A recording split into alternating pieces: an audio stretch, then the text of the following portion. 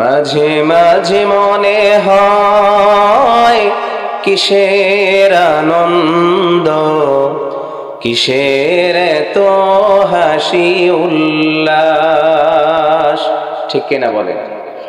মাঝে মাঝে মনে হয় কিসের আনন্দ, কিসের এত হাসি উল্লাস। একদিন মরতে হবে, হতেই হবে লাশ। মাঝে মাঝে মনে হয় কিসের আনন্দ, কিসের এত হাসি উল্লাস। মা বাবা ভাই বোন আছে যত স্বজন, মা বাবা ভাই বোন আছে যত স্বজন, সব কিছু ছেড়ে কোথায় হবে বসবাস।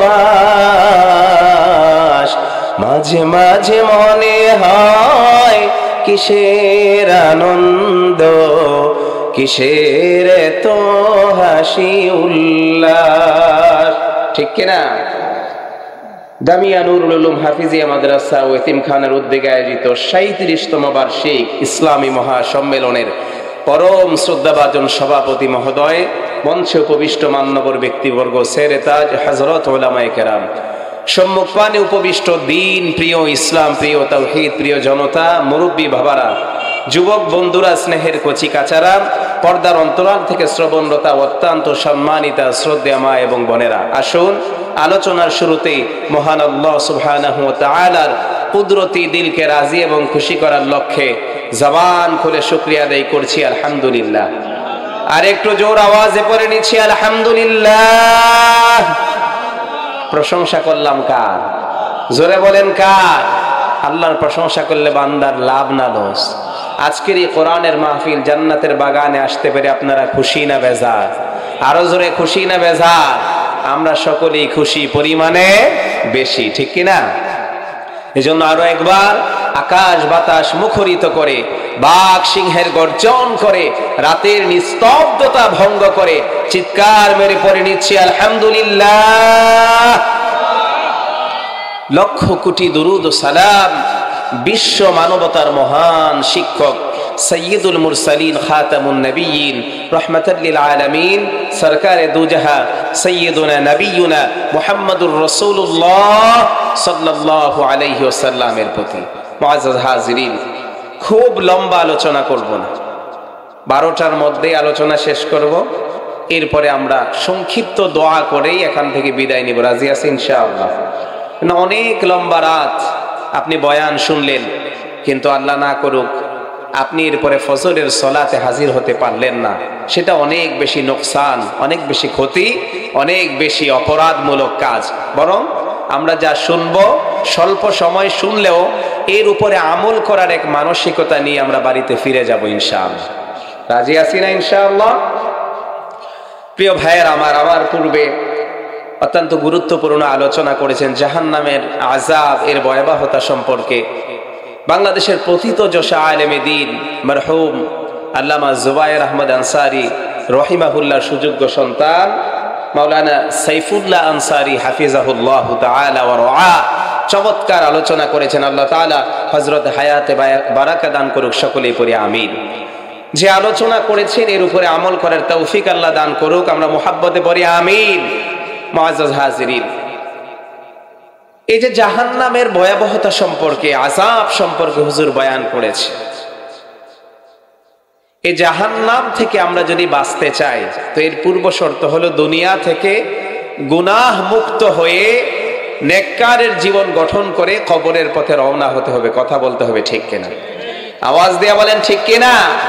তাহলে গুনাহ মুক্ত জীবন গঠন করে জান্নাতের পথিক হয়ে কবরের দিকে রওনা করতে হলে আমাদেরকে একটা কাজ করতে হবে, সেটা হলো আমাদের জীবনে লাগবে এমন এক তাওবা যে তাওবার মাধ্যমে জীবনের সব পাপ রাশি আমার আল্লাহ তাআলা মাফ করে দিবে। জোরে কোন সুবহানাল্লাহ। তাওবা করার দরকার আছে না নাই? জবান খুলে বলেন আছে না নাই?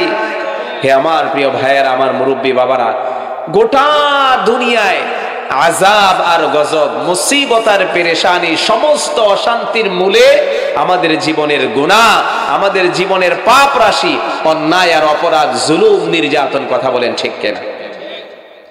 আজকে আমরা দেখতে পাই পৃথিবীর সর্বোন্নত আধুনিক দেশ আমেরিকাতেও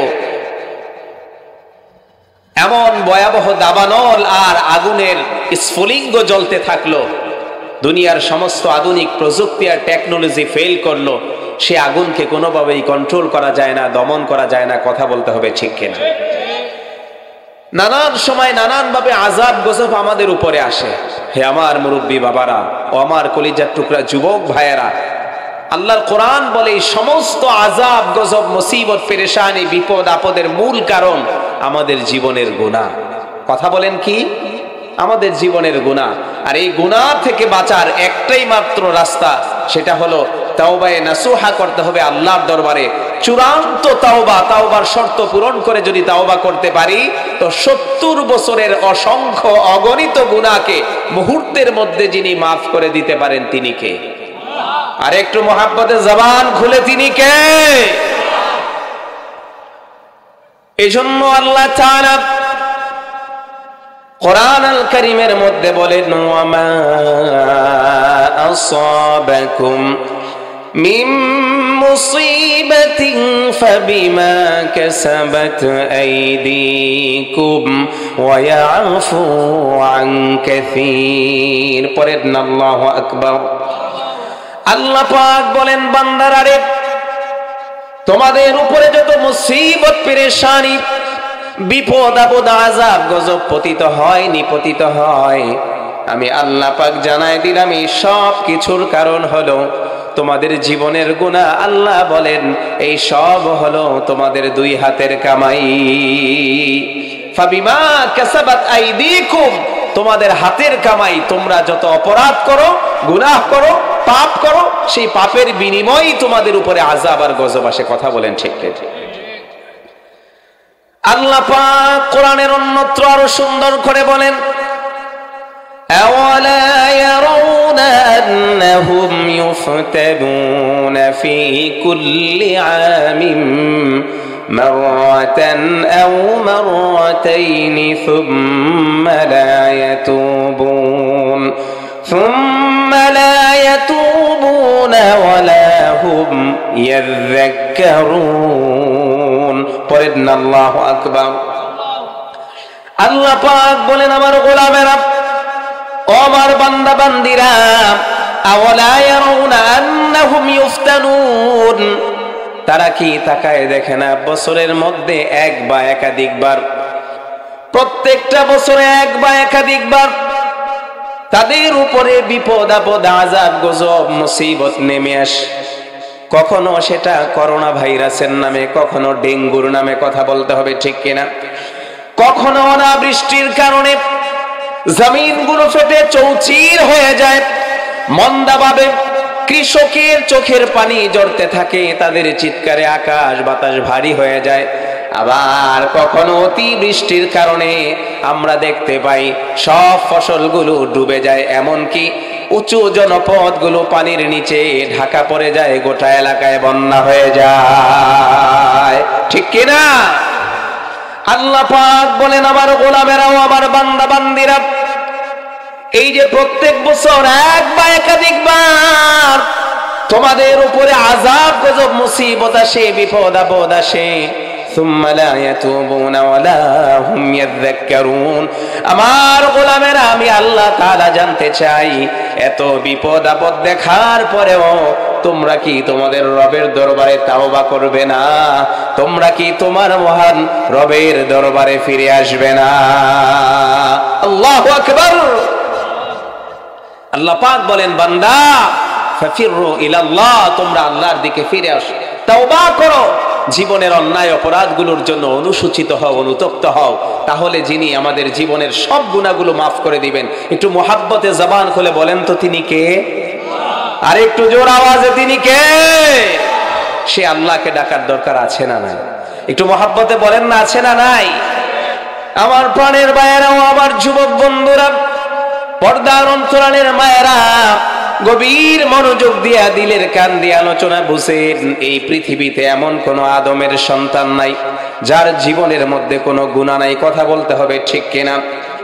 এই মাহফিলে আমরা যারা হাজির হয়েছি, কেউ বয়ান করছে আর আপনারা শুনছেন, বক্তা, শ্রোতা, যুবক, মুরব্বী, যাদের কথাই বলেন না কেন, একজনও এমন নাই বুকে হাত দিয়া বলবে হুজুর আমার জীবনে কোনো গুনাহ নাই। এ কথা বলার দুঃসাহস কোনো মায়ের সন্তানের নাই। কথা বলতে হবে ঠিক কিনা? কেন এটা বলা যাবে না? আমার আপনার নবীজি সরকারে দো আলম তার জবান মুবারকে বলেছেন, কুল্লু ইবনি আদম খাত্তাউন খায়রুল খাত্তাইন আত-তাওয়াবুন। প্রত্যেকটা বনি আদম, আদমের সন্তান, তারা গুনাহ করে, অন্যায় করে, অপরাধ করে, ভুল করে। তাদের জীবনের মধ্যে ভুল, অন্যায়, অপরাধ, গুনাহ আছে, পাপ আছে। কিন্তু আমার আল্লাহর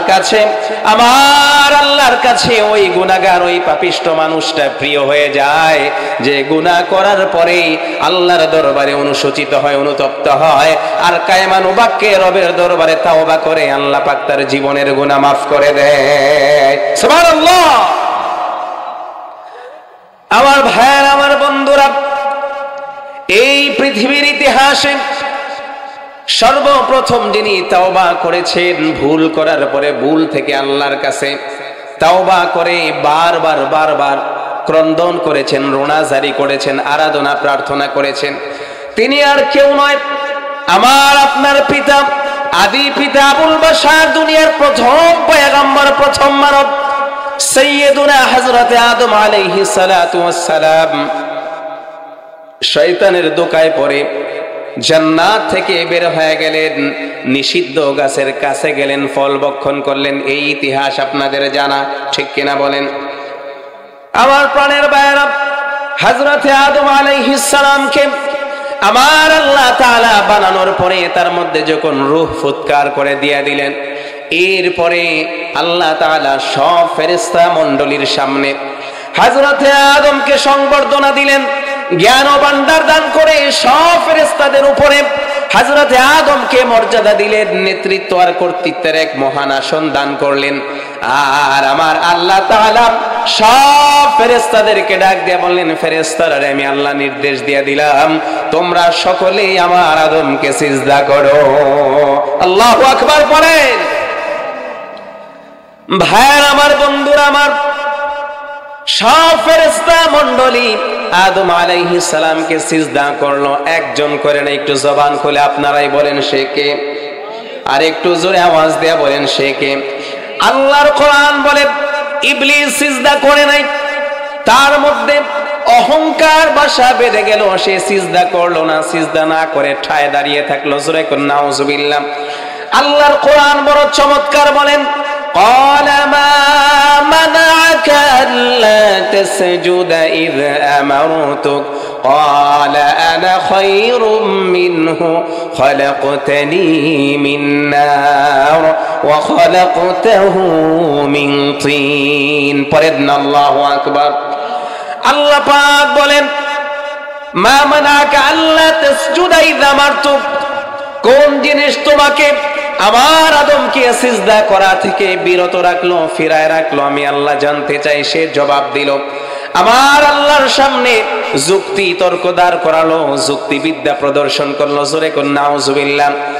সে যুক্তি দেখালো, আনা খায়রুম মিনহুম, আমি আদমের চাইতে উত্তম। কেন উত্তমের ব্যাখ্যা করলেন, খলাকতানি মিন নার, আমাকে আগুন থেকে বানিয়েছো, আর আদমের সৃষ্টির উৎপত্তি হলো মাটি।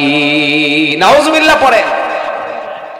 আগুনের স্বভাব হলো আগুনের স্ফুলিঙ্গ উপরের দিকে উঠতে থাকে, আর মাটির স্বভাব হলো মাটিকে যদি কেউ উপরের দিকে নিক্ষেপ করে এটা পুনরায় আবার নিচের দিকে নেমে আসে। কথা বলেন ঠিক কিনা? কিন্তু আমার ভাইয়েরা, আমার আল্লাহ যখন কোনো বিধান দেয়া দেয়, আমার আল্লাহ যখন কোনো আইন প্রণয়ন করে, আমার আল্লাহ যখন কোনো আদেশ দিয়া দেয়, পৃথিবীর কোনো যুক্তিবিদ্যা আমার আল্লাহর সামনে চলে না। কথা বলতে হবে ঠিক কিনা? এই শয়তান চির অভিশপ্ত আমার আল্লাহর সামনে যুক্তিবিদ্যা প্রদর্শন করলো। আল্লাহ তাআলা গুসসা হলেন, নারাজ হলেন। ক্বালা ফাখরুজ মিনহা ফাইন্নাকা রাজীম। আল্লাহ পাক বলেন, বের হয়ে যাও। ওরে অভিশপ্ত শয়তান, আর তোমার জান্নাতের সীমানায় জায়গা নাই, তোমাকে অভিশপ্ত বানাই দিলাম, এক্ষুনি তুমি বের হয়ে যাও। যেই মাত্র আল্লাহ তাআলা তাকে অভিশপ্ত হিসেবে ঘোষণা দিয়ে দিলেন, শয়তান এবার বলে, আল্লাহ আমি তো অভিশপ্ত হয়েই গেলাম, জান্নাত থেকে বিতাড়িত হয়ে গেলাম, কিন্তু তোমার কাছে আমি ক্ষমতা চাই, কিয়ামত পর্যন্ত আমাকে হায়াত দিয়ে দাও। নাউজুবিল্লাহ বলেন। কিয়ামত পর্যন্ত আমাকে হায়াত দিয়া দাও, অবকাশ দিয়া দাও, আরেকটা পাওয়ার, আরেকটা ক্ষমতা তুমি আমাকে দিয়া দাও। যে আদমের কারণে আমি জান্নাত থেকে আজকে বিতাড়িত হয়ে গেলাম, ওই আদমের সন্তানদেরকে শিরা উপশিরায় ঢুকে ঢুকে আমি যেন ধোঁকা দিতে পারি, এই ক্ষমতা আমাকে দিয়া দাও। জোরে কোন নাউজুবিল্লাহ। আল্লাহ পাক বললেন, যা, যেহেতু তুই অভিশপ্ত, এই চাওয়াগুলো আমি তোর পূর্ণ করে দিলাম, দিয়া দিলাম কিয়ামত পর্যন্ত অবকাশ, আর ধোঁকা দেওয়ার ক্ষমতাও দিয়া দিলাম। এবার আল্লাহর কাছ থেকে, আমার আল্লাহর কাছ থেকে এই ক্ষমতা চেয়ে নেওয়ার পরে সঙ্গে সঙ্গেই কত বড় অভিশপ্ত, কত বড় মালউন, কত অভিশপ্ত আমার আল্লাহকে সে চ্যালেঞ্জ করে দিল। ক্বালা ফাবিমা আওয়াইতানি লাআকউদান্না লাহুম সিরাতাকাল মুস্তাকিম।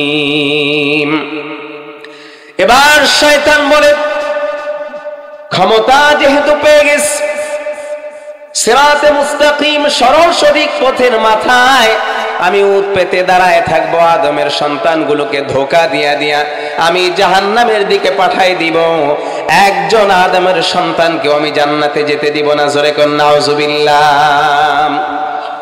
আমার ভাইয়ের, আমার বন্ধুরা, আমার আল্লাহর কত দয়া, আমার আল্লাহর কত মায়া। আল্লাহ পাক বলেন, শয়তান, এরে ইবলিস, তুই আমার কাছ থেকে ক্ষমতা চেয়ে নিয়ে আমাকে চ্যালেঞ্জ করলি, আমার বান্দা বান্দীদেরকে ধোঁকা দিয়া জাহান্নামী বানাই দিবি। আল্লাহর কোরআন বলে, শয়তান আল্লাহকে এই কথা বলল, সুম্মা লাআতিয়ান্নাহুম মিন বাইনি আইদিহিম ওয়া মিন খালফিহিম ওয়া আন আইমানিহিম ওয়া আন শামাইলিহিম ওয়া লা তাজিদু আকসারাহুম শাকিরিন। পড়েন আল্লাহু আকবার।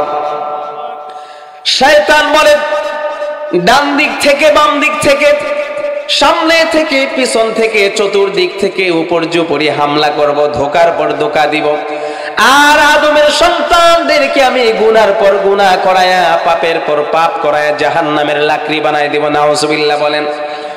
আমার আল্লাহ তাআলা বলে, ইবলিস, তোর কাছে চারদিকের জ্ঞান আছে, চারদিকের খবর আছে, এই জন্য তুই চারদিক থেকে ধোঁকা দিবি আর মনে করলি আমার বান্দা বান্দিগুলাকে সবগুলাকে জাহান্নামে পাঠাই দিবি।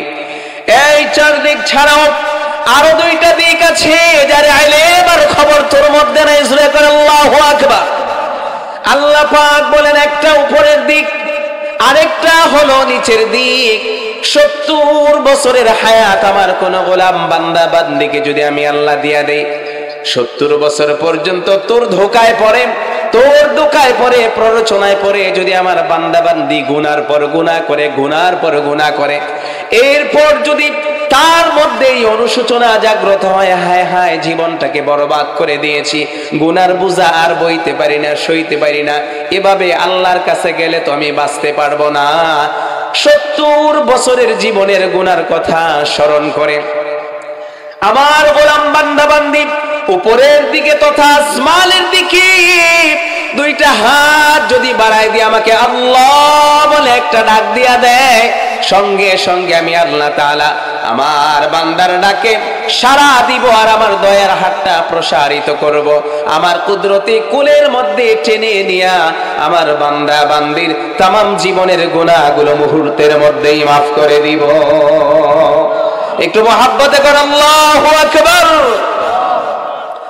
আমার প্রাণের ভাইয়েরা, যুবক বন্ধুরা, আল্লাহ পাক বলেন ইবলিস রে, 50 বছর পর্যন্ত যদি ধোকার পর ধোকা দিয়ে আমার বান্দা বান্দিকে গুনাহ করিয়ে ফেলিস, এরপর যদি তার মধ্যে বোধোদয় জাগ্রত হয়, গুনার কথা চিন্তা করে, ওই যে আরেকটা দিক আছে নিচের দিক, মস্তক অবনত চিত্তে তার ললাটার কপালটা যদি আমি আল্লাহর কুদরতি কদমের মধ্যে ঝুঁকায় দিয়ে আমাকে আল্লাহ বলে একটা ডাক দিয়া দেয়, সিজদারত অবস্থায় আমার গোলাম বান্দা বান্দি আমাকে আল্লাহ বলে ডাক দিতে দেরি হবে, তার ডাকে সাড়া দিয়া দয়ার হাতটাকে প্রসারিত করে তার জীবনের গুনাহ মাফ করতে এক মুহূর্ত দেরি হবে না। সে আল্লাহকে ডাকার দরকার আছে না নাই? একটু মহাব্বতে বলতে হবে আছে না নাই? কিন্তু আফসোসের বিষয় হলো আমার ভাইয়েরা, আল্লাহকে ঠিক যেইভাবে ডাকার দরকার আজকে আমরা ডাকতে পারি না। কথা বলেন ঠিক কিনা?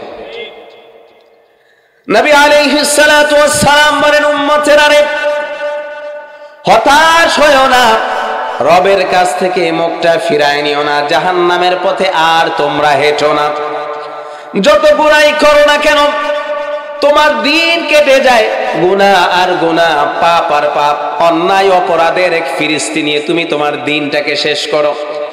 রাতের বেলা কানের মধ্যে ইয়ারফোন লাগায়া গান শুনতে শুনতে হাজার লক্ষ যুবকরা একটা সময় ঘুমায়। কথা বলতে হবে আওয়াজ দিয়ে, ঠিক কিনা? কেউ আবার টেলিভিশনের পর্দায় চোখ রাখে, যতক্ষণ পর্যন্ত ঘুম না আসে, দুটি চোখের পাপড়ি একত্রিত না হয়, টিভিতে নাচ গান নাটক সিনেমা দেখতে থাকে। কথা বলতে হবে ঠিক কিনা? অন্যায় অপরাধ করতে করতে রাত চলে যায়। এমন অপরাধী আছে, দুষ্ট দুরাচার পাপিষ্ট পাপাচার আছে, এই চিন্তা করে রাতের অন্ধকারে নেমে গেছে, পেন পতন নীরবতা, মনে হয় পাক পাখালি পর্যন্ত ঘুমায় গেছে। দুনিয়ার মানুষগুলা সব ঘুমায় পড়েছে, দরজা জানলা বন্ধ হয়ে গেছে। এমন নির্জন নিবৃত অন্ধকার কুঠুরির পরিবেশের মধ্যে আমি যদি চরম গুনাহে লিপ্ত হয়ে যাই, দুনিয়ার কেউ জানবে না, অতএব আমার যা মনে চায় তা করতে পারি। কেউ জিনায় লিপ্ত হয়ে যায়, কেউ বেবিচারে লিপ্ত হয়ে যায়, কেউ অশ্লীল ফাহেশা কাজে লিপ্ত হয়ে যায়। কিন্তু আমার ভাইয়েরা, একজন মুমিন যদি চিন্তা করে পৃথিবীর মানুষের চক্ষুকে ফাঁকি দেওয়া যায়, কিন্তু আমার আপনার একজন রব আছে আল্লাহ, সে আল্লাহর কুদরতি নজরকে ফাঁকি দেওয়া যায় না। ঠিক কিনা? এজন্য নবী আলাইহিস সালাতু ওয়াস সালাম বলেন, ইন্নাল্লাহ তাআলা ইয়াবসুতু ইয়াদাহু বিল-লাইল লিয়াতুবা মুসিউন নাহার ওয়া ইয়াবসুতু ইয়াদাহু বিন-নাহারি লিয়াতুবা মুসিউল লাইল। উম্মতেরা রে, গোটা দিন যদি তুমি গুনার মধ্যে কাটায় দেও, পাপের মধ্যে কাটায় দেও, রাতের বেলা যদি তুমি তোমার দুইটা হাত রবের দরবারে কায়মান বাক্যে তাওবার নিয়তে অনুশোচিত হৃদয়ে আর অশ্রুসিক্ত নয়নে তোমার রবকে যদি একবার আল্লাহ বলে ডাক দিয়া তোমার গোটা দিনের যত অন্যায় অপরাধ হয়ে গেছে তুমি যদি মাফ চাইতে পারো, আমার নবী তার জবান মোবারকে বলেন, আল্লাহ তাআলা গোটা দিনের অন্যায় অপরাধগুলো ক্ষমা করার জন্য ওই রাতের বেলা তোমার দিকে তার দয়ার হাতটা বাড়াই দিবেন, আর মুহূর্তের মধ্যে গোটা দিনের সব অপরাধগুলো মাফ করে দিবেন। কেবলমাত্র তাই নয়, নবী আলাইহিস সালাম বলেন, আবার রাতের বেলা নির্বৃত নির্জন পরিবেশে কেউ দেখবে না, এই চিন্তা করে তুমি যে কত বড় বড় গুনাহ করে ফেলেছ। সকাল বেলা যদি তোমার হৃদয়ের মধ্যে একটা ধাক্কা লেগে যায়, হায় হায় কি করলাম, রাতের বেলা এত বড় অপরাধ করে ফেললাম, একটাবার ভাবলাম না। तमाम পৃথিবীর মানুষকে ফাঁকি দেওয়া যায়, একজনকে ফাঁকি দেওয়া যায় না। একটু মহাব্বতে বলতে হবে তিনি কে, আর জোরে জবান খুলে বলেন তিনি কে। একজনের চোখকে ফাঁকি দেওয়া যায় না, তাম পৃথিবীর মানুষগুলা ঘুমায় যায়, তাম পৃথিবীর পাক পাখালিগুলা ঘুমায় যায়, এমনকি গাছের পাতা পল্লব পর্যন্ত ঘুমিয়ে যায়, কিন্তু একজন ঘুমায় না, একজন ঘুমায় না। আল্লাহর কোরআন বলে লা তাখুযুহু সিনাতুন ওয়ালা নাওম। আল্লাহু আকবার। যাকে ঘুম কিংবা তন্দ্রা, ঘুমানোর ভাব জীবনী পর্যন্ত স্পর্শ করতে পারে না, আমার ভাইয়ের একটু মহব্বতে বলেন তিনি কে? আরো জোরে তিনি কে? সে আল্লাহর কাছে জীবনের গুনার কথা স্মরণ করে লজ্জিত হয়ে, অনুতপ্ত হয়ে আমরা একটু তাওবা করব, ক্ষমা চাইব। এতটুকুন যদি না পারি, আমাদের মতো কপাল পোড়া হতভাগা আসমানের নিচে জমিনের উপর আর কেউ হতে পারে না। ঠিক কিনা? সরে আমার ভাইয়ের, আমার বন্ধুরা, আমার আপনার নবীজি সরকারে দো আলম, মদিনার দুলাল রাসূলুল্লাহর আদত মোবারক ছিল তাদারুসুল ইলমি সাআতাম মিনাল লাইল। প্রত্যেক রাতের কিছু সময় আমার আপনার নবীজি সরকারে দো আলম ইলমে দ্বীনের দর্স তাদরিস করতেন, সাহাবায়ে কেরামকে ইলমে দ্বীন শিক্ষা দিতেন। মুহাব্বতে বলেন সুবহানাল্লাহ। এক রাতের ঘটনা, আল্লাহ নবীজি আশারের সালাতের পরে দর্স তাদরিস আরম্ভ করলেন। সাহাবায়ে কেরাম মনোযোগী শ্রোতা, ইলমে দ্বীনের জ্ঞান আরোহণ করতেছেন, রাসূলুল্লাহর জবান মোবারকে ইলমে দ্বীনের আলোচনা শুনছেন। পড়েন না সুবহানাল্লাহ। এই সাহাবীদের মধ্যে অত্যন্ত মনোযোগী একজন শ্রোতা ছিলেন। চাতক পাখির নে দুইটা নয়ন মেলে নবী পাকের আনোয়ারে মোবারক চেহারার দিকে অপলক দৃষ্টিতে তাকিয়ে থাকতেন। এক মুহূর্তের জন্য অমনোযোগী হতেন না, এমনকি ক্ষুধার যন্ত্রণায় কষ্ট পেতেন, এরপরেও এক মুহূর্তের জন্য নবীজির দরবার ছাড়তেন না। আমার প্রাণের বাইরেও আমার যুবক বন্ধুরা, ক্ষুধার যন্ত্রণায় মাঝে মাঝে মাটির মধ্যে গড়াগড়ি খেতেন, হামাগুড়ি খেতেন, ক্ষুধা সইতে পারতেন না, কষ্টের কারণে এমনটা করতেন। রাসূলুল্লাহর অন্যান্য সাহাবীরা মনে করতেন তার উপরে জিন ভূত আসর করলো কিনা, হঠাৎ করে কেন এমন করে, কিংবা ভিন্ন কোনো রোগ আছে কিনা, কেন সে এমন করে। যখন সে স্বাভাবিক অবস্থায় চলে আসতো, জানতে চাইতো ভাইরে আমার কেন এমন করেছো। এবার নবীর সাহাবী জবাব দিয়ে দিত, বিশ্বাস করো আমার উপরে জিন ভূত আসর করে নাই, কোনো রোগ আমার মধ্যে নাই, বরং মাটির মধ্যে গোড়াগুড়ি খাওয়ার একমাত্র কারণ হলো আমার পেটের ক্ষুধা।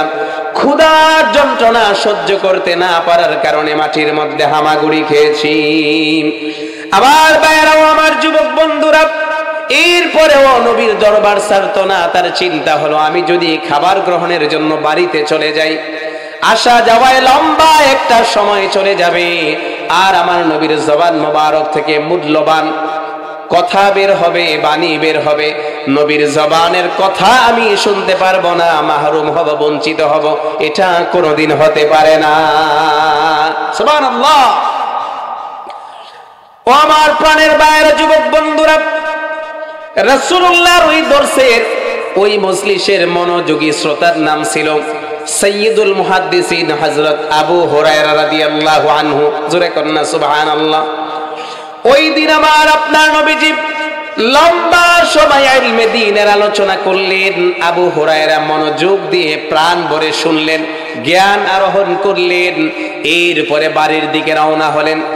প্রায় মধ্য রজনী, নিসফুল লাইল হয়ে গেছে। আবু হুরায়রা বাড়ির দিকে গেলেন। হঠাৎ করে নজর করে দেখে বাড়ির আঙিনায় একজন মহিলা দাঁড়িয়ে আছে। কে দাঁড়ায় আছে? কথা বলে না কে? একজন মহিলা, আল্লাহর বান্দি দাঁড়িয়ে আছে।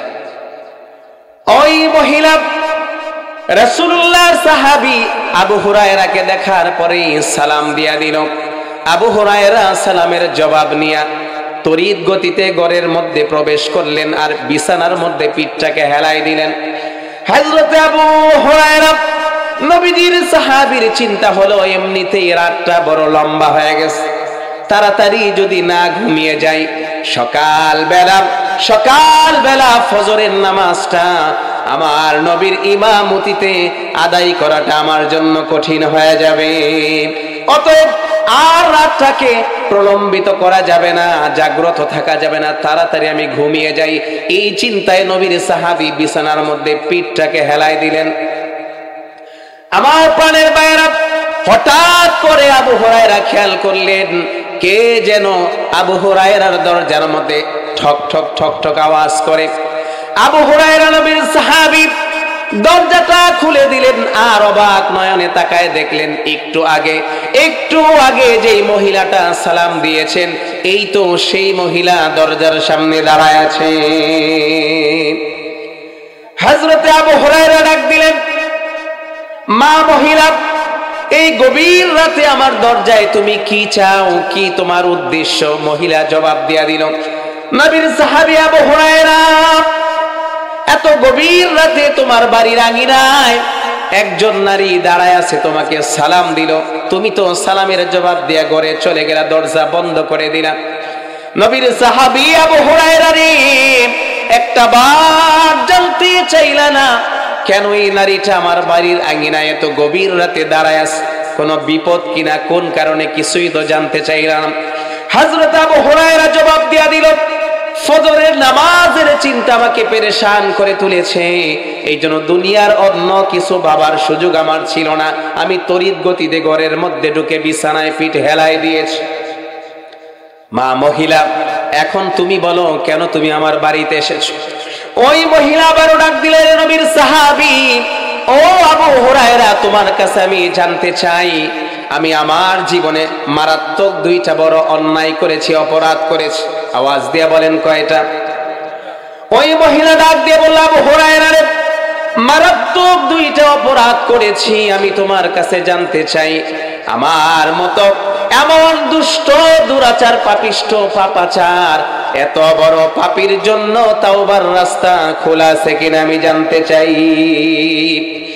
হযরতে আবু হুরায়রা বলল, মা মহিলা, কি অপরাধ করেছো, কি অন্যায় করেছো, তুমি আমার কাছে বলো, এরপরে জবাব দিচ্ছি। ওই মহিলা বলল, শয়তানের ধোঁকায় পড়ে জিনা করেছি, ব্যভিচারে লিপ্ত হয়েছি। আর আবু হুরায়রা, এই জিনা ব্যভিচারের কারণে আমার গর্ভের মধ্যে সন্তান চলে এসেছে। একদিন, 2 দিন, 1 মাস, 2 মাস, এভাবে যখন সময় সামনে বাড়তে লাগলো, আমি অনুভব করলাম এই সন্তান পৃথিবীতে আসার সময় গণিবত। লোক চক্ষুর অন্তরালে গভীর এক জঙ্গলে চলে গেলাম, মানুষের কাছে কি জবাব দিব নিজের ইজ্জত সম্মান বাঁচানোর জন্য? একটা সময় সন্তানটা পৃথিবীতে আসলো, এই সন্তানের কি পরিচয় দিব? এই চিন্তা করে যেই সন্তানটাকে এতদিন পর্যন্ত গর্ভের মধ্যে ধারণ করেছি, সন্তান যখন ভূমিষ্ঠ হলো, নিজের ইজ্জত রক্ষার কারণে, নিজের ইজ্জতের চিন্তা করে আমি আমার এই 2 হাত দিয়া গলা টিপে বাচ্চাটাকে হত্যা করেছি। নাউজুবিল্লাহ বলেন। আরে নবীর সাহাবী আবু হুরায়রা, 1 নম্বরের অপরাধ জিনা, ব্যভিচারে লিপ্ত হয়েছি। 2 নাম্বার, ব্যভিচারের ফসল হিসাবে যেই সন্তান গর্ভে এসেছে, আমার নিজের হাতে এই সন্তানটাকে আমি হত্যা করেছি। এমন মারাত্মক 2টা গুনাহ করার পরে আমার মধ্যে ভয় জাগলো, হায় হায়, এই জীবন তো জীবন না, একটা দিন তো এই জীবন ফুরায় যাবে, আমাকে কবরের পথিক হতে হবে। আল্লাহর কাছে কি জবাব দিব? এই চিন্তা আমাকে পেরেশান করে তুলেছে। এরে নবীর সাহাবী, আমি তোমার কাছে জানতে চাই, আমার জন্য ক্ষমার রাস্তা খোলা আছে কিনা?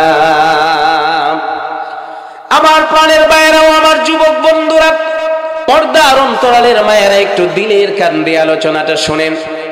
হযরতে আবু হুরায়রা এমন মারাত্মক 2টা গুনার কথা শোনার পরে তিনি রাগান্বিত হলেন আর বললেন, তোমার মতো পাপীর জন্য আমার মনে হয় ক্ষমার কোনো ব্যবস্থা নাই, তুমি দ্রুত আমার সামনে থেকে চলে যাও।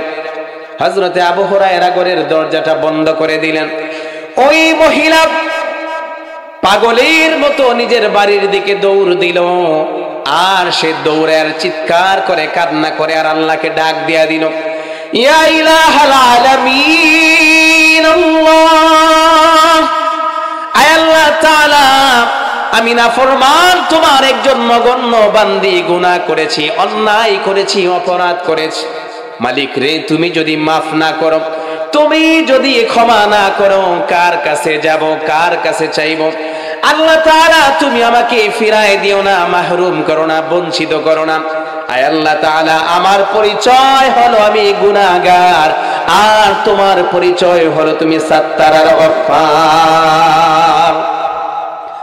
আমার ভাইরা, বারবার ওই মহিলা রোনাজারি করলো, ক্রন্দন করলো, আর কায়মানুবাক্যে আল্লাহর কাছে তাওবা করলো। গোটা রাত চলে গেল। ওই মহিলা নিজের অন্যায় অপরাধ আর পাপের কথা চিন্তা করে গোটা রাতের মধ্যে এক ফোঁটা তিনি আরাম করলেন না, বিশ্রাম করলেন না। দুটি চোখের পাতা পাপড়ি একসাথে মিলালেন না, চোখের পানিতে অশ্রু সিক্ত নয়নে অনুতপ্ত হৃদয়ে রবের দরবারে বারবার তাওবা করলেন আর ক্ষমা চাইলেন। আমার প্রাণের ভাইয়েরা, তাওবা আমার আল্লাহর কাছে কত প্রিয় একটু খেয়াল করেন। এই দিকে ভোর হয়ে গেল, সুবহে সাদিক হওয়ার পরে আবু হুরায়রার কানের মধ্যে আযানের ধ্বনি চলে আসলো, আসসালাতু খায়রুম মিনান নাওম। যেই মাত্র আযানের এই ধ্বনিটা আবু হুরায়রার কর্ণকুহরে চলে আসলো, বিছানা থেকে পিঠটা তুলে দিলেন, সুন্দর করে তাহারাত হাসিল করলেন, ওযু বানালেন, আর তিনি ছুটে গেলেন নবীজির পিছনে নামাজ আদায় করার জন্য। আমার ভাইয়েরা, আমার নবীজির পিছনে তিনি ফজরের সালাতটা আদায় করলেন। রাসূলুল্লাহর জবান মুবারকে কোরআন আল কারীমের সুরিল মূর্ছনায় তেলাওয়াতগুলো শুনলেন, হৃদয়টাকে প্রশান্ত করলেন। নামাজের পরে আমার নবী যখন বসে গেলেন, আবু হুরায়রা একেবারে সামনে গেলেন, আল্লাহর নবীর একেবারে কাছে যায় বসলেন। রাসূলুল্লাহ আবু হুরায়রার চেহারার দিকে নজর করে বললেন, এরে আমার সাহাবী আবু হুরায়রা, তোমার চেহারা দেখে মনে হয় তুমি আমি নবীর কাছে কিছু জানতে চাও। আর একটু মোহাব্বতে বলবেন না সুবহানাল্লাহ। ফেস ইন্ডেক্স অফ মাইন্ড, চেহারা দেখলে বোঝা যায় লোকটার অন্তরে কি চলতেছে। কথা বলেন ঠিক কিনা? আমার প্রাণের ভাইয়েরা, রাসূলুল্লাহ সাল্লাল্লাহু আলাইহি ওয়াসাল্লাম বললেন, আবু হুরায়রা রে, তোমার ফেসটা দেখে, চেহারা দেখে মনে হয় তুমি আমার কাছে কিছু জানতে চাও। হযরত আবু হুরায়রা ডাক দিয়ে বলেন, ইয়া রাসূলুল্লাহ ওয়া ইয়া হাবিবাল্লাহ, ওগো প্রাণের নবীজি, আপনি সঠিক বলেছেন, আমি আপনার কাছে একটা বিষয় জানতে চাই। আল্লাহর নবী আবু হুরায়রাকে থামায় দিলেন, বললেন, আবু হুরায়রা রে, তোমার কিছুই বলতে হবে না, তোমার কিছুই বলতে হবে না, প্রকাশ করতে হবে না। গত রাত্রে আমার মজলিস থেকে বাড়িতে যাওয়ার পরে তোমার সঙ্গে ওই মহিলার কি ঘটনা ঘটেছে, কি কথাবার্তা হয়েছে, একটু আগে জিব্রাইলের মাধ্যমে আমার আল্লাহ তাআলা সব ঘটনা আমাকে জানাই দিয়েছেন। আমার ভাইরা, আমার আপনার নবীজি তার জবান মোবারক দিয়ে বলেন, আবু হুরায়রা রে, তুমি মহিলাকে হতাশ করে কাজটা ঠিক করো নাই। কেন তুমি বললা যে এই অপরাধের ক্ষমা নাই? মহিলাটা তো পাগল পারা হয়ে গেছে। আবু হুরায়রা, শুনে রাখো, গোটা রাত মহিলা এমন তওবা করেছেন, এমন কান্নাকাটি করেছেন, এমন ক্রন্দন করেছেন, আর আল্লাহর কুদরতি দিলের মধ্যে আল্লাহর ওই বান্দির জন্য চোখের পানির বিনিময়ে, তাওবার বিনিময়ে এত দয়া, এত মায়া হয়েছে। আমার আল্লাহ তাআলা ওই মহিলাকে কেন্দ্র করে কোরআন আল কারীমের আয়াত নাযিল করে দিয়েছেন, তার ক্ষমাকে কেন্দ্র করে। ইল্লা মান তাবা ওয়া আমানা ওয়া আমিলা আমালান সালিহান ফাউলাইকা ইউবাদদিলুল্লাহু সাইয়্যাতিহিম হাসানাত। পড়েন আল্লাহু আকবার। ও আমার সাহাবী আবু হুরায়রা, আল্লাহ পাক কোরআন আল কারীমের আয়াত নাযিল করে জানাই দিয়েছেন, দুনিয়ার মানুষেরা যত অন্যায় অপরাধ করো, পাপের বোঝা যতই ভারী হয়ে যাক না কেন, তুমি যদি ঈমান আনয়ন করো আর তাওবা করো, তাওবার শর্ত পূরণ করে তাওবা করো, আর আমলে সলেহ নেক আমল সম্পাদন করো। আমার আল্লাহ তাআলা জানাই দিয়েছেন তামাম জীবনের সব গুনাহগুলো আমার আল্লাহ তাআলা মার্জনা করে দিবেন, ক্ষমা করে দিবেন, মাফ করে দিবেন। শুধুমাত্র তাই নয়, জীবনের সব অন্যায় অপরাধ গুনাহগুলো ক্ষমা করে ওই গুনাহগুলোকে আমার আল্লাহ তাআলা নেক দ্বারা বদলাই দিবেন। আমার ভাইয়েরা, আশা আছে না নাই? হতাশ হওয়ার কোনো কারণ নাই, আশা রাখতে হবে। মুমিন কখনো হতাশ হতে পারে না। লা তাকনাতু মির রাহমাতিল্লাহ, আল্লাহ পাক কোরআন দিয়ে নিষেধ করেছেন, খবরদার আমার রহমত থেকে নিরাশ হইও না। কেউ যদি বলে যেই গুনাহ করছি আমাদের তো আর জাহান্নাম ছাড়া কোনো উপায় নাই, অতএব চলছে জীবন যেভাবে এভাবেই চলুক, জোরে করে নাউজুবিল্লাহ, এটা আরেকটা গোমরাহি, এটা আরেকটা পথভ্রষ্টতা। কেন? আল্লাহর কোরআন বলে আল্লাহর রহমত থেকে নিরাশ হওয়া যাবে না, ঠিক কিনা জোরে? এই জন্য আমার ভাইয়েরা, আমাদের কি হয়ে গেল? গুনাহ করছি তো করছি, করছি তো করছি, পাপের পথে আমি শুধু হাঁটছি। একবার আমার দিলে এই চিন্তা আসে না, আমার রবের দরবারে একটু তাওবা করা দরকার, 2 ফোঁটা চোখের পানি একটু ফেলা দরকার। কারণ আমার রব তো বলেছে যে আমি যদি তাওবা করার মতো করতে পারি তো একদম নবজাতক শিশুর মতো আমার জীবনের সব গুনাহ মাফ করে দিই। বলেন একটু আমার সাথে, আমার সে আল্লাহকে কায়মানু বাক্যে অনুতপ্ত হৃদয়ে আল্লাহকে একটু আল্লাহ বলে ডাক দেওয়ার দরকার আছে না? আপনি ডাক দেওয়ার মতো ক্ষমার নিয়তে যদি ডাক দিতে পারেন, আমার আল্লাহ সারা দিবে কি দিবেন? বলেন না আমার ভাইরা, দিবে কি দিবেন?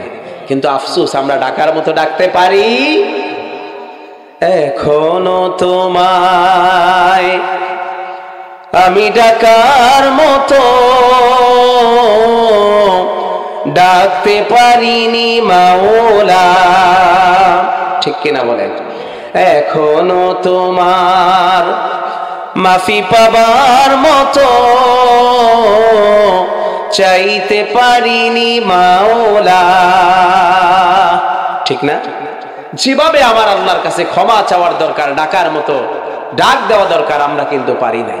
যেভাবে রবের দরবারে নামাজে দাঁড়ানোর দরকার, আন তা'বুদাল্লাহা কাআন্নাকা তারাহু ফাইন লাম তাকুন তারাহু ফাইন্নাহু ইয়ারাক, এমন ভাবে রবের সামনে দাঁড়িয়ে যাও যেন তুমি তোমার রবকে দেখতে পাচ্ছ। আল্লাহু আকবার। আর যদি তুমি না দেখো, এতটুকু বিশ্বাস নিয়ে তুমি তোমার রবের সামনে সালাতে দণ্ডায়মান হয়ে যাও, নিশ্চয়ই তোমার রব তোমাকে দেখছে, ঠিক কিনা বলেন? এখনো হয়নি পড়া সে সালাত আমার, মিলে যে সালাতে প্রভুর দিদার, মালিক তোমার গো নিখাত গোলাম, এখনো তো হতে পারিনি, এখনো তোমায় আমি ডাকার মতো ডাকতে পারিনি মাওলা, ঠিক কিনা? আল্লাহকে ডাকার মতো ডাকতে হবে, তাহলে আল্লাহ আমাদের জীবনের গুনাহ মাফ করে দিবেন। রাজি আছি না ইনশাআল্লাহ?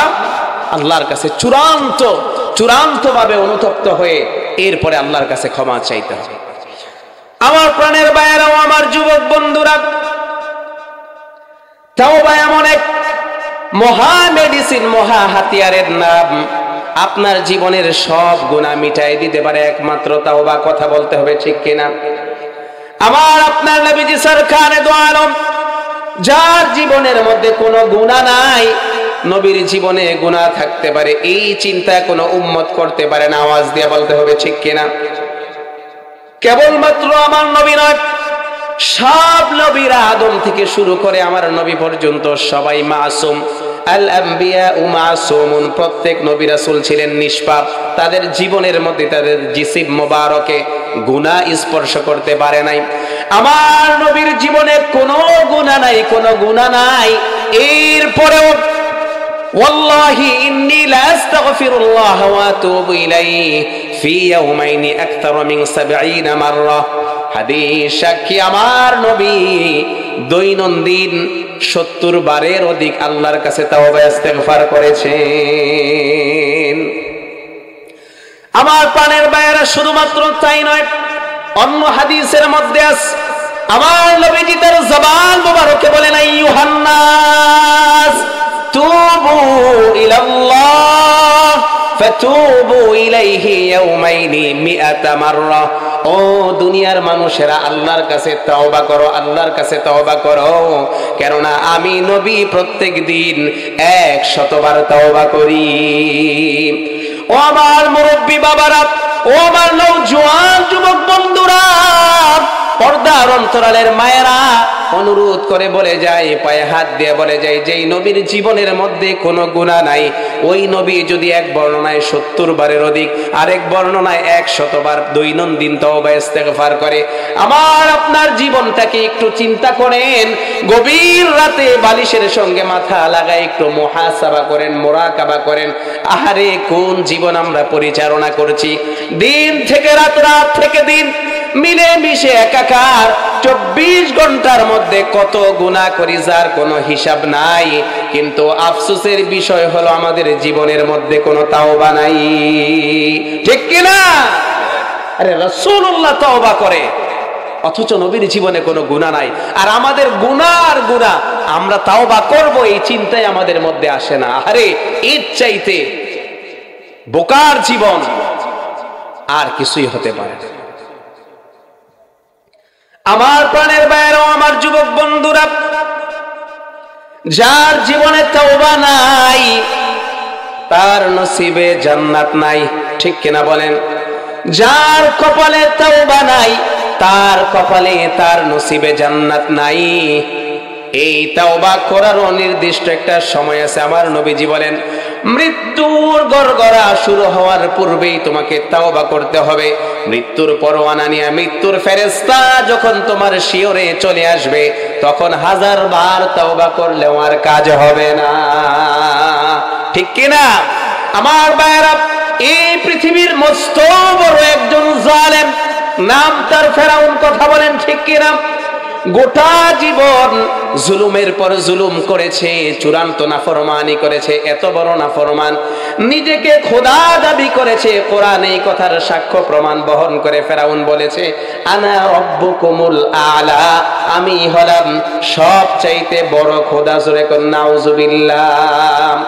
চূড়ান্ত নাফরমানি করার পরে লোহিত সাগরের মধ্যে যখন নাকানি চুবানি খায়া কাদা পানি মুখের মধ্যে ঢুকবে, ওই সময় ফেরাউনও কিন্তু ঈমান আনয়ন করার জন্য চেষ্টা করেছে। আল্লাহর কোরআন বলে, আমানতু বিরাব্বি মূসা ওয়া হারুন।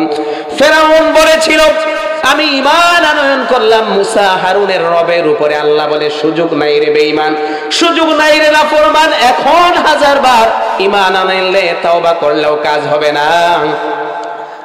الآن قد عصيت قبل وكنت من المفسدين। বরবাদ হয়ে গেছে তোমার সবকিছু। এত গুনাহ, এত অন্যায়, অপরাধ আর নাফরমানি করেছো, এখন আর তওবা করলে কাজ হবে না। এজন্য আমরা কেউ জানি না কখন আমাদের মৃত্যুর পরোয়ানা চলে আসবে। আমার ভাইয়েরা, হতেও পারে আজকের রাতটাই আমাদের অনেকের জন্য জীবনের শেষ রাত হয়ে যেতে পারে। কথা বলতে হবে ঠিক কিনা? তাহলে হার হালতে তওবা করা, ইস্তেগফারের হালতে থাকা, এটা আল্লাহর প্রিয় বান্দাদের একটা সিফাত, একটা গুণ, একটা আলামত, একটা সিম্পটম। এজন্য তওবা ইস্তেগফার বেশি বেশি করা, দিনে রাত্রে মিলিয়ে মিশে। রাজি আছি তো ইনশাআল্লাহ? একটু কথা বলেন, রাজি আছি ইনশাআল্লাহ? আমার ভাইয়েরা, চমৎকার একটা বিষয় আজকে আমি আপনাদেরকে বলে যাই।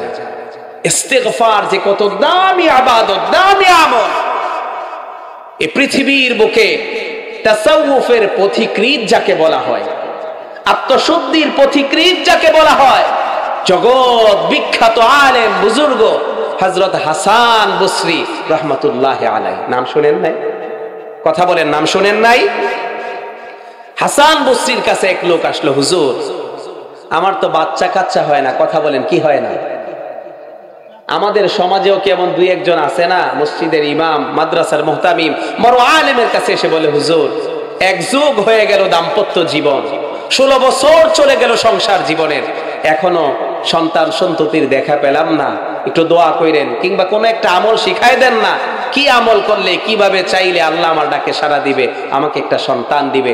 এমন দুই একজন স্বামী স্ত্রী দম্পতি আছে না নাই? আরে কথা বলেন না, আছে না নাই?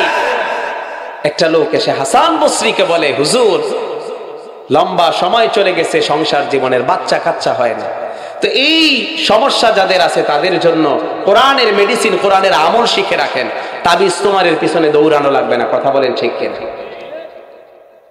হাসান বসরি বলল, শোনো, সন্তান সন্ততি হয় না, তোমাকে আমি আমল বাতলে দিচ্ছি।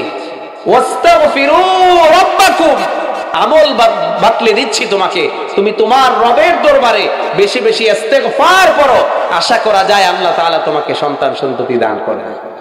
সুবহানাল্লাহ বলবেন না? লোকটা চলে গেছে। একটু পরে আরেকজন আসছে, হুজুর আমার তো অভাব লেগে থাকে, ধন সম্পদে কোনো বরকত নাই, খুব কষ্টে আছি, কোন একটা আমল বলে দেন, আল্লাহ পাক যাতে আমার সম্পদের মধ্যে বরকত দেয়। এমন কথা আমরা বলি না? হাসান বসরি বলল, শোনো, তোমাকে আমল বাতলে দিচ্ছি, ওয়াস্তাগফিরু রাব্বাকুম, তুমি তোমার রবের দরবারে বেশি বেশি ইস্তেগফার করো। সুবহানাল্লাহ। একটু পরে আরো কয়েকজন মিলে আসছে, হুজুর আমাদের এলাকায় কোনো বৃষ্টি হয় না, জমিনগুলো ফেটে চৌচির হয়ে গেছে, মন্দাভাব, কৃষকরা কান্নাকাটি করতেছে, কোন একটা আমল বলে দেন না যাতে আল্লাহ পাক রহমতের বাড়ি দ্বারা বর্ষণ করেন। হাসান বসরি বললেন, ওয়াস্তাগফিরু রাব্বাকুম, তোমরা তোমার রবের দরবারে বেশি বেশি ইস্তেগফারের আমল করো, আল্লাহ তাআলা তোমাদের জন্য রহমতের বাড়ি দ্বারা আকাশ থেকে বৃষ্টি বর্ষণ করবেন। সূরা কোন সুবহানাল্লাহ। এইভাবে একাধিক মানুষ আসলো, সমস্যার কথা বলল, প্রত্যেককে হাসান বসরি একই মেডিসিন দিলেন, ইস্তেগফার, ওয়াস্তাগফিরু রাব্বাকুম, তোমরা তোমার রবে বেশি বেশি ইস্তেগফার পাঠ করো, সমস্যার সমাধান হয়ে যাবে। সবাই বিদায় নিল। হাসান বসরির খাদেম আসতে আস্তে আস্তে কানে কানে এসে বলল, হুজুর মনের মধ্যে একটা কৌতূহল, প্রশ্ন, মানুষ আসলো 5 জন, সমস্যা 5 ধরনের, ঔষধ দিলেন একটাই, ইস্তেগফারের আমল করা।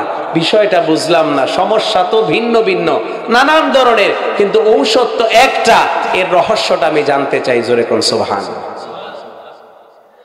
আমার প্রাণের ভাইয়েরাও, আমার যুবক বন্ধুরা, তাসাউফের পথিকৃৎ হযরত হাসান বসরি বলল, খাদেম রে, আমি হাসান বসরি আমার নিজস্ব চিন্তা থেকে কোনো ঔষধ দেই নাই, মেডিসিন দেই নাই, আল্লাহর কোরআন থেকে যেই সমস্যাগুলো তারা নিয়ে এসেছে এই সমস্যার সমাধান দিয়েছে। আল্লাহর কোরআন বলে, ওয়াস্তাগফিরু রাব্বাকুম ইন্নাহু কানা গফফারা।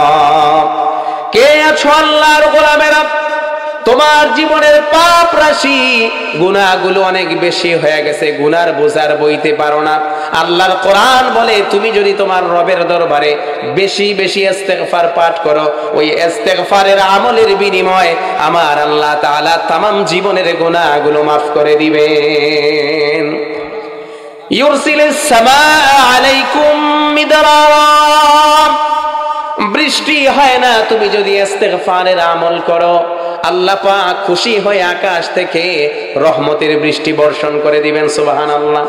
ওয়ায়ুমদিদুকুম বিআমওয়ালিন ওয়া বানিন, তোমার সম্পদের মধ্যে বরকত নাই, সন্তান সন্ততি হয় না, আমল কিন্তু একটাই, রবের দরবারে বেশি বেশি বেশি বেশি ইস্তেগফারের আমল করো, আল্লাহ পাক অভাব অনটন দূর করে সম্পদের মধ্যে বারাকা দিবেন, আর নিঃসন্তান দম্পতিকে আমার আল্লাহ তাআলা সন্তান দিয়া দিবেন। শুধু তাই না, তোমাদের নদ নদী, ফল ফলাদি, বৃক্ষ রাজি, ফল ফুল ফসল দ্বারা বরকত দিয়ে আল্লাহ পরিপূর্ণ করবেন। আমল একটাই, ওয়াস্তাগফিরু রাব্বাকুম, তোমরা তোমার রবের দরবারে বেশি বেশি ইস্তেগফার করো। জোরে কোন সুবহানাল্লাহ। এজন্য আমার ভাইরা, তাওবা ইস্তেগফার করতে রাজি আছেন সবাই? কথা বলেন, রাজি আছেন তো ইনশাআল্লাহ? আমার ভাইরা, কয়েক মিনিটের মধ্যে আমি আলোচনা শেষ করব ইনশাআল্লাহ। প্রায় 12টা সুই সুই। আমি, আমার আল্লাহর দয়া কত বেশি, এবং আমরা হাজারো গুনাহ করি, শত শত গুনাহ করি, সগীরা কবিরা কত গুনাহ করি, এমনও গুনাহ হয়ে যায় আমার গুনার দ্বারা কুফর হচ্ছে, আমার গুনার দ্বারা শিরক হচ্ছে, কিন্তু এরপরেও আমার মধ্যে কোনো হুঁশ নাই। কথা বলেন ঠিক কিনা? আওয়াজ দিয়ে বলেন ঠিক কিনা? কিন্তু সাহাবায়ে কেরামের জীবনটা কেমন ছিল? ছোট্ট থেকে ছোট্ট গুনাহ হলে কি পরিমাণ তারা অনুসূচিত হতেন, অনুতপ্ত হতেন, লজ্জিত হতেন, এর জ্বলন্ত একটা দৃষ্টান্ত আপনাদেরকে শোনাবো। হাদিস থেকে, এরপরে আলোচনা শেষ, মুনাজাতের মাধ্যমে মাহফিল শেষ হয়ে যাবে ইনশাআল্লাহ। সর্বোচ্চ 10 মিনিটের মধ্যে যারা দাঁড়িয়ে আছেন মেহেরবানি করে বসে যান। আমার প্রাণের ভাইয়েরাও, আমার যুবক বন্ধুরা,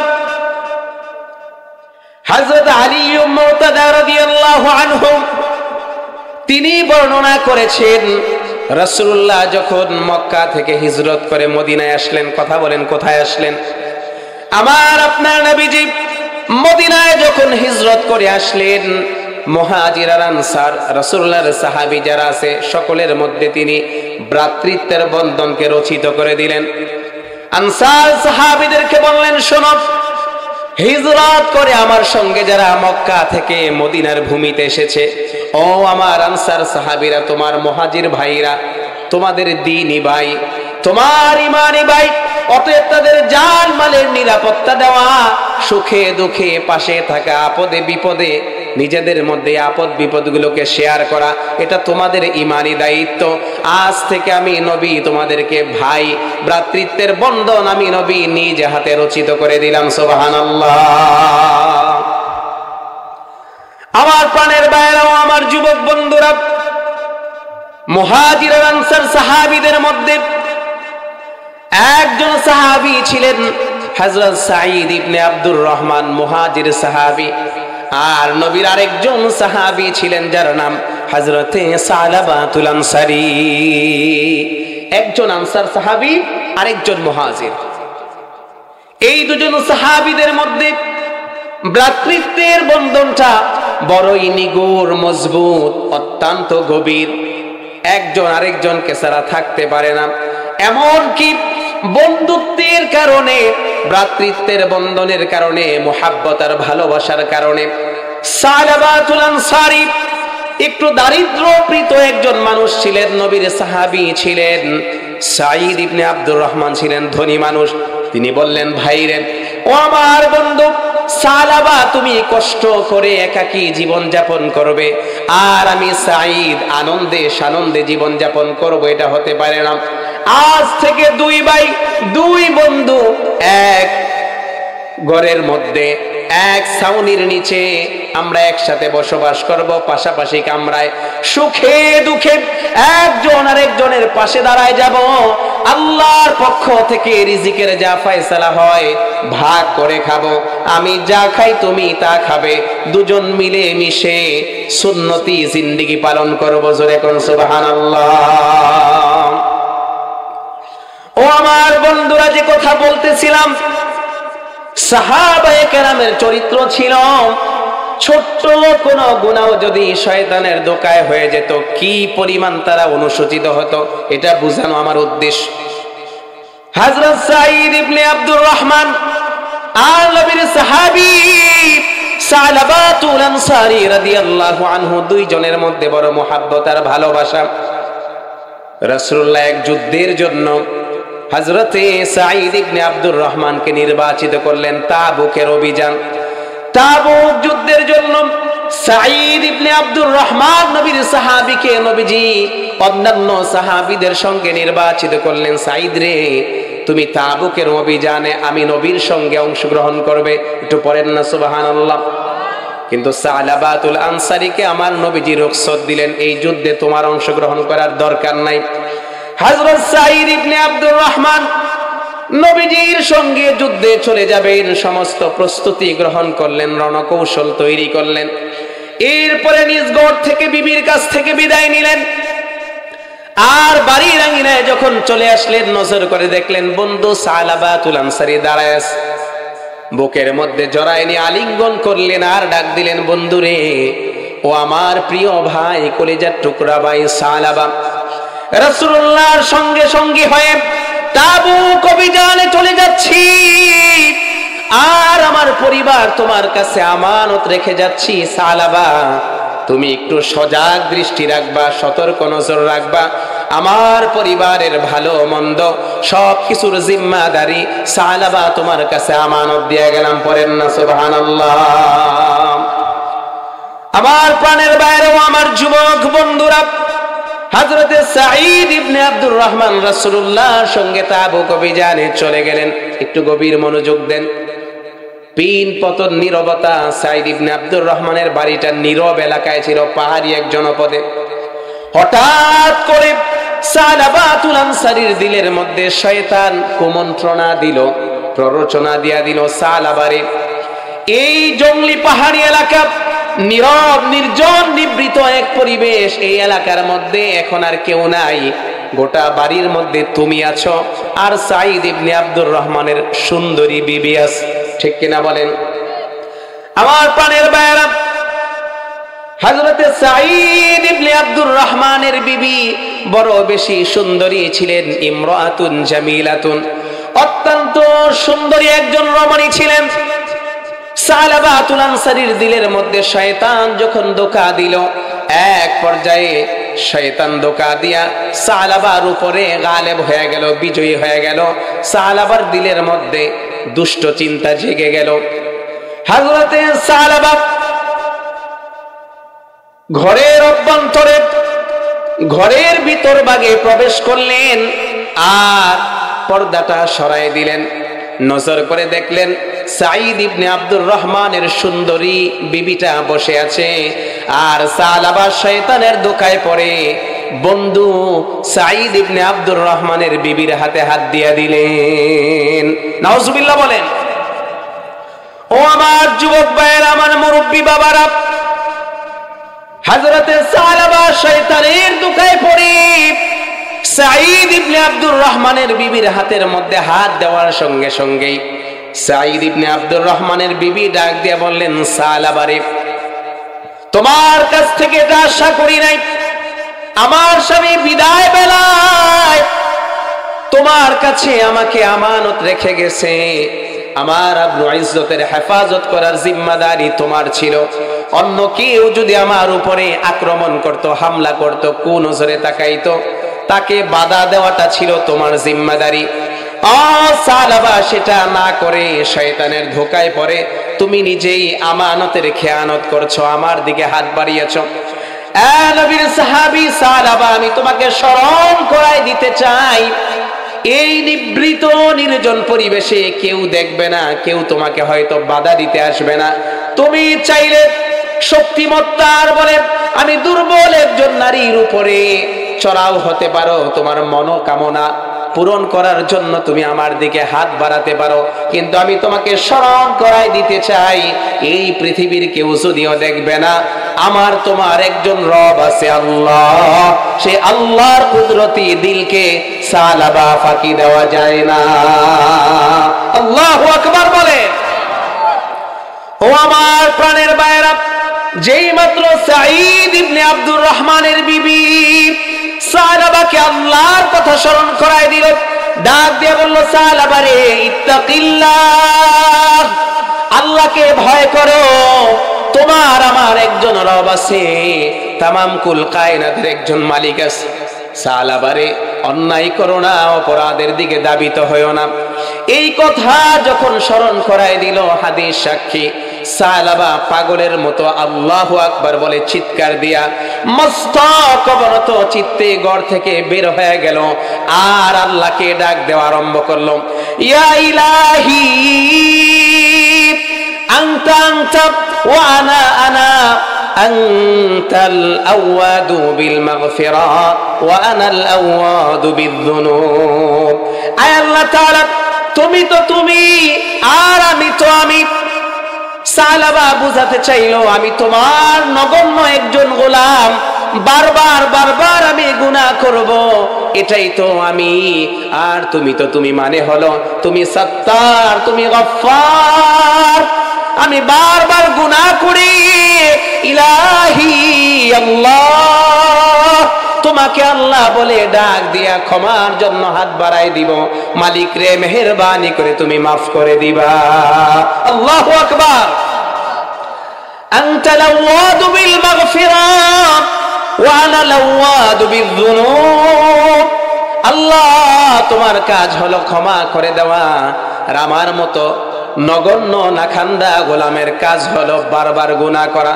মালিক রে, আমি গুনাহ করেছি, আমাকে মাফ করে দাও। অনুশোচনার আগুনে পড়তে পড়তে সালাবা হযরত আবু বকরের বাড়ির কাছে চলে গেল।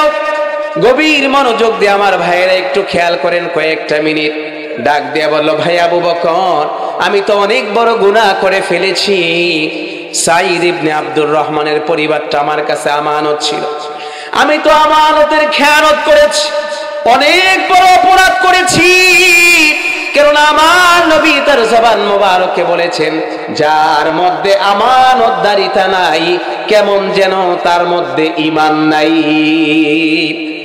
আরে ভাই আবু বকর, এমন অপরাধ করেছি, আমি তো খারাপ চিন্তায় সাঈদ ইবনে আব্দুর রহমানের বিবির হাতটা ধরে ফেলেছি। আবু বকর, আমি জানতে চাই আমার জন্য ক্ষমার রাস্তা খোলা আছে কিনা।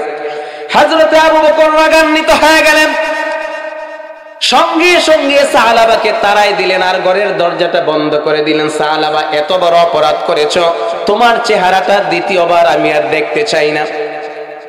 হযরতে সাহালাবাতুল আনসারী উমরের বাড়িতে চলে গেলেন, ডাক দিয়ে বললেন, উমর, আমি সাহালাবা শয়তানের দোকায় পড়ে বড় গুনাহ করেছি, আমানতের খেয়ানত করেছি। ঘটনা তুলে ধরলেন।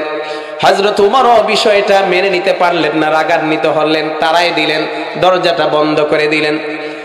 সাহালাবাতুল আনসারী চিন্তা করলেন, আবু বকর ফিরায় দিয়েছে, উমর ফিরায় দিয়েছে, এখন আমার সামনে একটাই দরজা খোলা আছে, রাহমাতাল লিল আলামিন নবীজি আমার, তার দরজাটা আমার সামনে খোলা আছে। শেষ আশা নিয়ে নবীজির সামনে গেল। নবীজি তাকায় দেখে সাহালাবাকে বড় বেশি মলিন দেখাচ্ছে, পেরেশান দেখাচ্ছে। সাহালাবা, কি হয়েছে? ওগো নবীজি, শয়তানের দোকায় পড়ে গুনার দিকে ধাবিত হয়েছি। আমার বন্ধু, আমার পরম বন্ধু, আমার দ্বীনি ভাই সাঈদ ইবনে আব্দুর রহমানের বিবির হাতে হাত রেখেছি, আমানতের খেয়ানত করেছি। নবীজি, আমি জানতে চাই আমার জন্য ক্ষমার দরজা খোলা আছে কিনা। আমার ভাইরা, এই বিষয়টা শোনার পরে রাসূলুল্লাহ বড় বেশি ব্যথিত হলেন, কষ্ট পেলেন। কষ্টের কারণে আমার নবীও সাহালাবার দিক থেকে নিজের চেহারাটা ফিরায় নিলেন। নাউজুবিল্লাহ বলেন। রাসূলুল্লাহ যখন নিজের চেহারা মোবারক ফিরায় নিলেন, এবার সাহালাবা পাগলের মতো একটা দৌড় দিল আর চোখের পানি ছেড়ে দিল।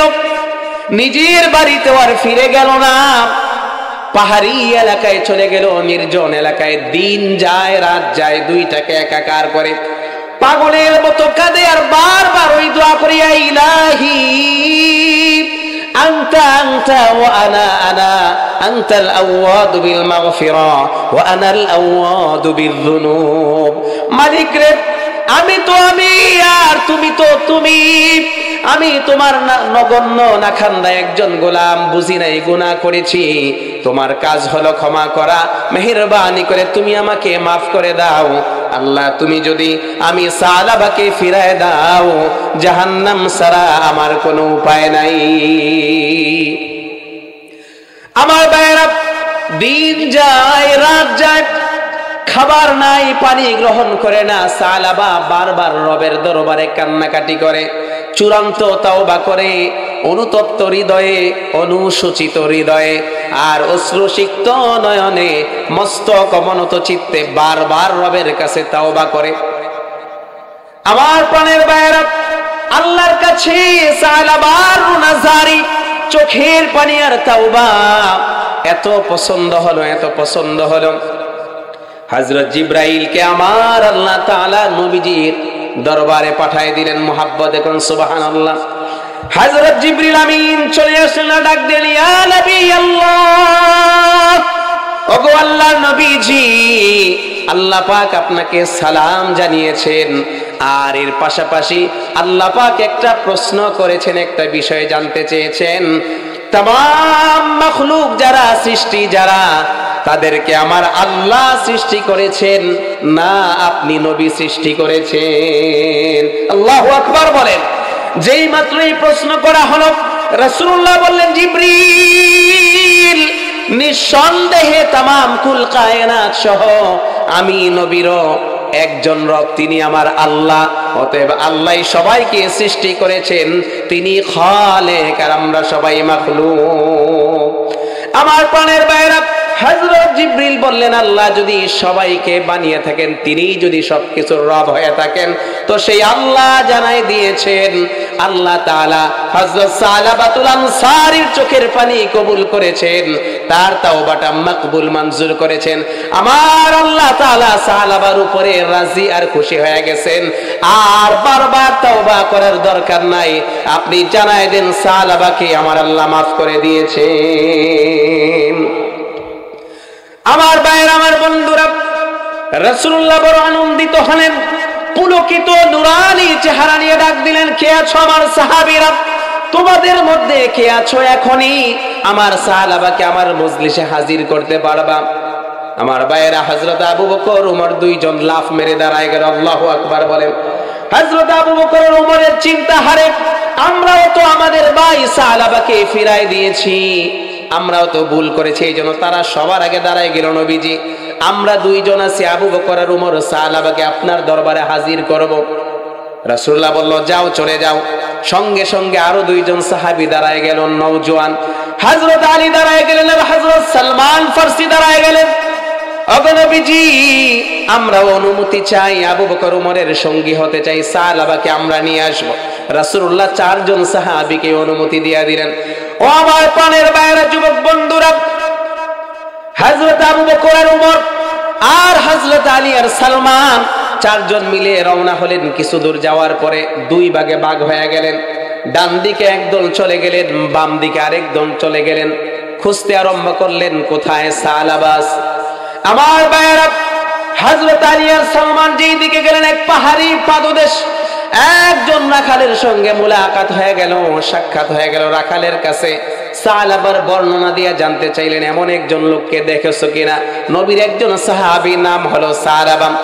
ওই রাখাল জবাব দিয়ে দিল, আলী রে, ও নবীর সাহাবী সালমান, কে সালাবা ব্যক্তিগতভাবে আমি চিনি না, তবে হ্যাঁ, তোমরা যা বলছো, আমি দিনভর এখানে বেড়া বকরির পাল চড়াই।